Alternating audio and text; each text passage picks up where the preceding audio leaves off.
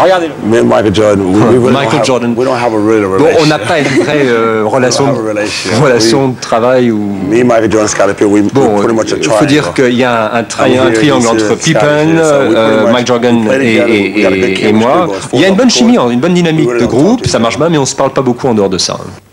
Vous n'avez pas le même tailleur non plus, hein, d'après ce que j'ai cru comprendre. Hein. Qu'est-ce que vous pensez de Dennis?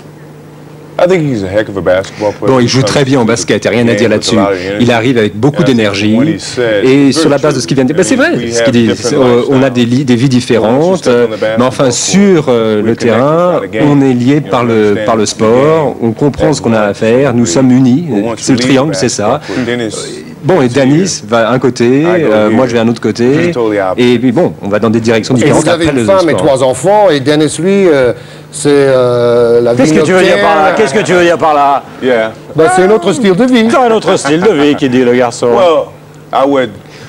Ben, moi je porte des costards, lui il porte des robes, c'est différent. Il y a une différence là. Michael, est-ce que le basket NBA qui maintenant règne sur la planète, c'est du sport, tout le monde le sait, mais est-ce que c'est plus que du sport maintenant, du marketing de l'entreprise, ou est-ce que franchement quand on est sur place, on oublie tout ça, on oublie le business, on oublie l'argent et on arrive à jouer normalement?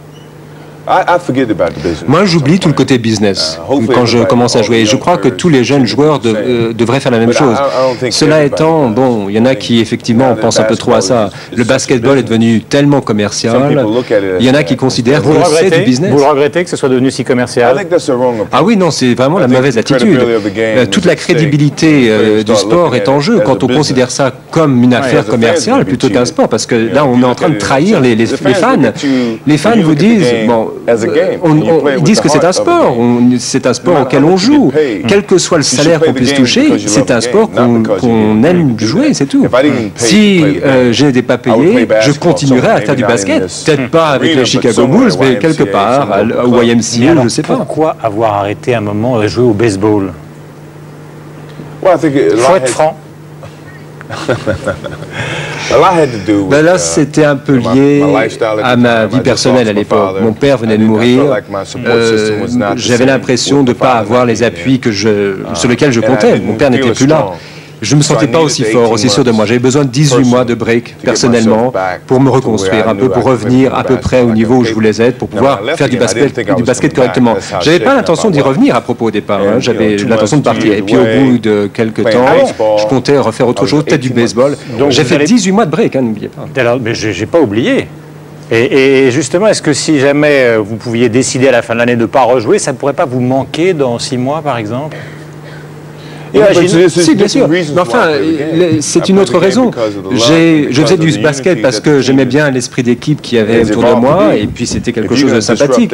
Mais enfin, si cette unité devait disparaître pour une raison ou pour une autre, si on estime qu'il faut reconstruire le basket américain, ben moi, je suis à un carrefour, je peux faire autre chose, et je peux ne pas faire partie du nouveau système, ne pas jouer pour le nouvel entraîneur. Est-ce que vous avez la possibilité d'être seul de temps en temps, avec tout cet entourage, la famille, les responsabilités, et que faisiez-vous quand vous êtes seul? Bon, c'est très rare que je sois seul. Quand je suis chez moi, je reste avec ma famille. La plupart du temps, enfin, les rares moments où je me sens vraiment tranquille, c'est quand je vais en voiture vers le stade. C'est 1h30 en voiture, j'écoute de la musique et je pense à toutes sortes d'autres choses qui passent dans la tête. On est très Anita Baker, oui. Par exemple. Ouais. Diana Krall. A little bit. Et vous étiez à Paris il y a 2 semaines, tranquille dans les rues, à vous promener, pas de marketing, pas de match à jouer avec votre famille. Personne n'était au courant. Autrefois, je suis venu en 87, la première fois que je suis venu à Paris, et puis je pouvais m'installer à une terrasse, personne ne savait qui j'étais.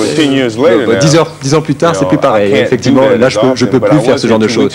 Mais j'étais ici il y a 2 semaines, personne ne le savait, et j'étais assez tranquille, je me baladais dans la rue, sans problème. On est ravis de vous accueillir. On va découvrir justement un sujet qui a été fait par Alan Rothschild sur le marché, parce que quand vous avez arrêté le basket, la première fois, c'est-à-dire ce dont vous venez de parler, l'action Nike est tombée de $10 le jour même où Michael a dit qu'il allait passer à autre chose et se retirer un petit peu. Et c'est toute cette ambiance qui mélange à la fois le sport de très très haut niveau et en même temps les affaires que retrace Alan Rothschild. Pour vous.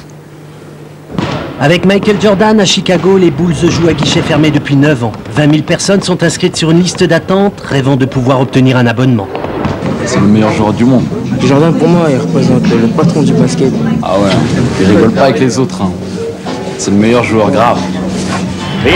Avec Michael Jordan, les Chicago Bulls ont réalisé 8 des 9 meilleures audiences de l'histoire de la NBA sur NBC. Tu connais Michael Jordan? Ouais. Qu'est-ce qu'il connaît pas Michael? Avec Michael, les Chicago Bulls sont numéro 1 des ventes des produits dérivés avec près de 40% du chiffre d'affaires mondial du merchandising de la NBA. Il est bon? Il est fort. Il est riche? Ah ouais, beaucoup, déjà. Avec Michael Jordan et ses 5 titres NBA, 20 sponsors ont augmenté leur chiffre d'affaires de plusieurs milliards de francs. Du coup, avec une telle rentabilité, Sa Majesté des paniers aériens est logiquement devenu le sportif le mieux payé du monde. Est-ce que Michael Jordan gagne beaucoup d'argent? Je pense que oui, d'argent. Ça veut dire quoi beaucoup? C'est vraiment beaucoup? 600 000 francs par jour. Ah là là, l'argent qu'il gagne, franchement, j'aimerais bien être comme lui. Hein. Ça déchire l'argent qu'il gagne, franchement. Sans compter les pubs, les émissions, les films, et les matchs quoi aussi. Les matchs. Chaque année, les salaires des joueurs grimpent. Pourquoi? À cause de vous et de moi. Les spectateurs achètent les tickets, achètent les produits, ils regardent la télé. Le jour où le spectateur dira « trop c'est trop », les salaires diminueront.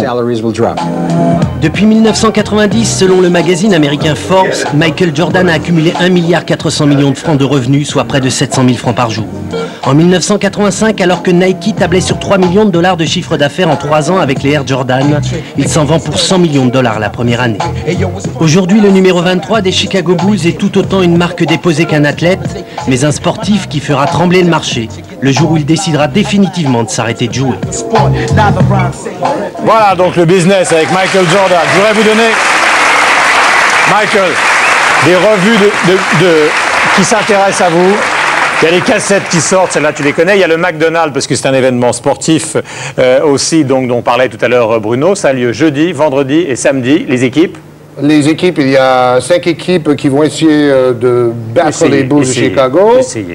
Voilà, alors c'est PSG Racing ou Barcelone face à Chicago vendredi soir. Donc on sera demain soir qui va être opposé à Michael. Et comme Pippen et Rodman ne sont pas là, peut-être la victoire ne sera pas si facile que ça. Peut-être. Est-ce que vous pensez que les Bulls peuvent perdre? Parce qu'ils peuvent faire défense de zone, par exemple. Ça peut gêner. Oui, n'importe quelle équipe peut perdre, théoriquement. Mais nous, on ne va pas perdre.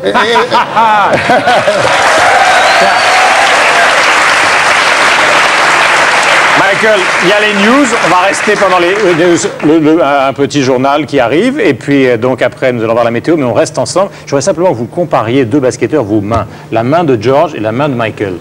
Montrez-moi votre main. Allons-y. I got a tiny hand. Moi, j'ai une toute petite main. Voilà. Mais j'ai jamais dunké de ma vie. Hein. J'ai fait des chutes de loin, c'est tout. Merci, George. On va recevoir... Merci, Guillaume. Thanks, Mike. On va découvrir... Michael, on va découvrir les news très rapidement. La météo, et après, on se retrouvera bien évidemment sur le stade pour la semaine, mais vous restez avec nous. C'est Daphné Roulier qui va nous rejoindre, que je vous présente maintenant, qui va nous présenter les informations en France. Voilà, elle est très impressionnée. Ça va, Daphné? Très bien. Ma chère Daphné, bonsoir. Bonsoir, bonsoir. Bon, l'actualité en France, c'est des projets de loi... Vous parlez français un peu? Si, je vous avais dit bonjour, là. J'ai appris ce mot depuis que je suis arrivé ici. D'accord, merci beaucoup. Pardonnez-moi, Daphné. Merci, Daphné, de ce journal. Bonsoir. Merci. Alors, on va recevoir Cécile pour la météo, Michael. Est-ce que... Vous savez que des grands sportifs comme Mohamed Ali ou comme, par exemple, Tommy Smith ou un certain nombre de grands sportifs américains ont beaucoup défendu les Noirs américains à des moments où c'était pas facile dans les années 60. Est-ce que vous vous sentez, comment dirais-je... impliqué dans ces combats ou est-ce que pour vous l'intégration est faite? Moi je crois que je suis l'exemple même d'une intégration réussie. C'est-à-dire qu'on m'a donné l'occasion de me développer, d'élargir mes horizons et de franchir finalement les barrières raciales qui avaient pu exister par le passé. Mais je crois que maintenant, avec Martin Luther King, je crois qu'on a réussi à ne plus voir de différence entre les gens selon la race, c'est-à-dire qu'on les juge selon leur caractère et non pas la couleur de leur peau. C'est un peu ce qui s'est passé pour moi. Bon, cela étant, je me rends compte que je suis noir et que je suis ce qu'on appelle un afro-américain, mais quand je joue au basket, je crois que les gens oublient tout ça. C'est-à-dire qu'on ne dit pas, voilà, je suis noir. Est-ce que, on va accueillir Cécile pour la météo, mais avant, je vais poser une dernière question. Comment vous repérez, chez les jeunes qui vont être draftés, celui qui a un réel talent, c'est-à-dire qui mélange à la fois une technique extraordinaire et en même temps un caractère? Ça se voit à quoi? Par exemple, pour moi, qui suis néophyte, si je veux m'acheter une équipe de basket et que vous êtes mon conseiller, qu'on va les voir passer, vous allez me dire quoi? Comment vous allez me dire, Guillaume, celui-là est bon, celui-là, il vaut rien? Ça dépend quand même de l'attitude par rapport au sport. La personnalité et puis la façon dont ils jouent au basket. Je crois que ce sont ces trois qualités qu'il faut pouvoir repérer chez les jeunes talents. Il faut pouvoir juger justement ces critères-là pour savoir s'ils pourront vraiment faire quelque chose de bien. Quel est le meilleur derrière vous? On est en France, ils ne sont pas au courant là-bas. Vous pouvez y aller. Allez. C'est dur comme choix. Et la jointe peut-être, qui vient de Houston. Charles Barkley, Phoenix, Patrick Ewing, Grant Hill. Donc comme vous voyez, il y en a quand même pas mal qui sont pas mal derrière. Alors on va accueillir Cécile qui fait la météo et après il y a un spectacle très français qui marche très très bien ici, c'est les Guignols.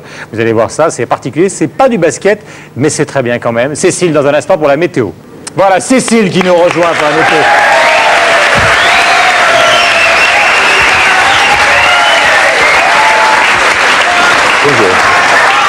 Bonjour. Voilà, on lève ça, monsieur. Voilà. J'ai pas C'est la météo à la française, c'est un truc très particulier qu'on fait. Mais j'ai failli mettre une belle robe et tout. Mais oui, elle voulait mettre une belle robe aussi. Pour surprendre un peu. En fait, je me suis habillée comme ses fans un peu. C'est vrai que s'habiller un peu comme ça. Parce que je suis une fan. Plus de vous que de votre basket d'ailleurs. Oui, you look good. Vous êtes très belle comme ça. Alors l'animation satellite. Allons-y. Eh bien, demain, la perturbation qui nous a donné tant de pluie aujourd'hui concernera l'est du pays demain. Et une nouvelle perturbation, malheureusement, abordera le pays par l'ouest. Donc, mais avec un peu moins de pluie. Donc, le matin, eh bien, le pourtour méditerranéen et la Corse profiteront du soleil. Un temps variable sur un grand quart nord-ouest, sauf sur la Bretagne et la Basse-Normandie, qui malheureusement se retrouveront sous la pluie. L'après-midi, il y a toujours du soleil sur les côtes méditerranéennes et la Corse, encore quelques averses sur la Normandie, le Poitou-Charentes. Le reste du pays balancera entre nuages et éclaircies. Les températures, elles remontent un petit peu, comme je l'avais dit. Elles iront de 12 à Lille, à 22 à Perpignan, 13 à Genève, 12 à Bruxelles et 16 à Paris. Voilà. Merci mille fois, Cécile. Merci Michael d'être venu nous voir ici. Vous restez combien de temps encore à Paris? Combien de temps vous restez? Jusqu'à dimanche. Donc les 3 jours de match, un peu de promenade dans la journée. Et après, vous allez vous promener ou vous repartez directement? Non, je rentre à Chicago pour recommencer une nouvelle saison. J'insiste beaucoup, souvent, bêtement, avec une certaine lourdeur, il faut bien le dire. Vous allez vraiment arrêter le basket? Well, we'll see. On verra. Vous m'envoyez un téléx, parce que pour tous ceux qui sont là, ils aimeraient bien savoir un peu. Ils disent, qu'est-ce que vous voulez? Ils continuent, là? Ils continuent, ils disent tous. Bon, ben...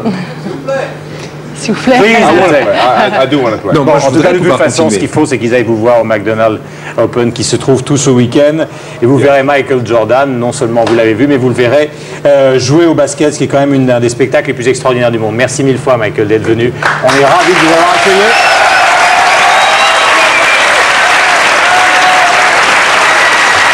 Ça va, PPD? Quand le temps n'est pas au sec, il faut rentrer les sacs. Eh oui, c'est pas tous les jours la Sympatex.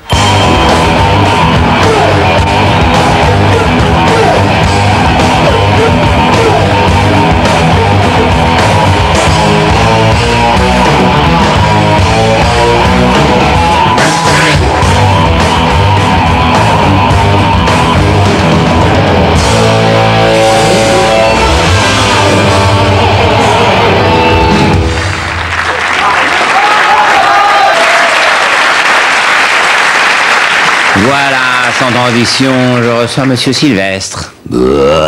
Oui, aussi. Alors, Michael Jordan était l'invité de Monsieur Durand ce soir. C'est un peu grâce à vous s'il est venu. Oui, on l'aime bien, Jordan, à la Wall Company. Ça fait 4 ans qu'il est l'employé du mois. Comment ça? Il vend de tout, ce gars. Hein. Des lunettes, des voitures, des slips, des céréales. C'est notre meilleur VRP multicarte. On l'adore. Oui. Alors, ce week-end, il participe au McDonald's Championship à Bercy. Oui, faut qu'il fasse un peu de sport, ça le détend.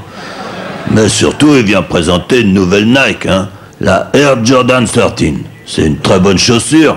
C'est une chaussure qui court vite. Oui. Elles sont toujours fabriquées par des enfants en Indonésie, en Chine. Tu fais chier? Quoi? Pourquoi tu me parles de ça?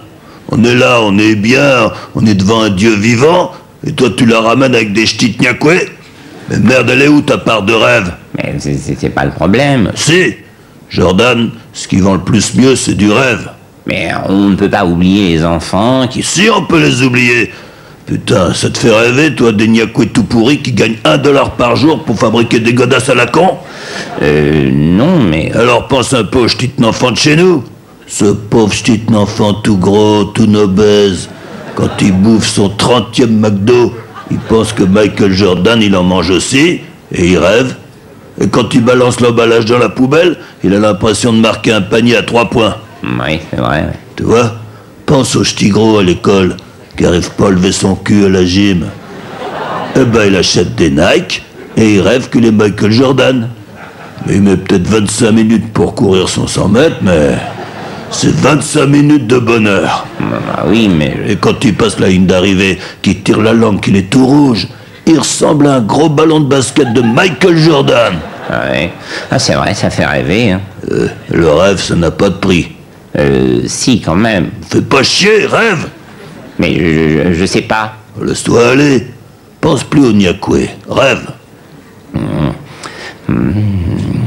Voilà, détends-toi. Tu rêves, là? Oh oui, je me vois avec des Nike Air, en train de manger des McDo, je cours, et je marque des paniers à 3 points avec mes frites. Ah, et puis autour de moi, plein de Claire Chazal en pom-pom girl qui crient « Patrick, Patrick, Patrick !» Oh, là-haut! Contente-toi d'acheter des godasses et arrête de rêver, t'es ridicule, là. Bon, briseur de rêve, hein. Allez, la suite.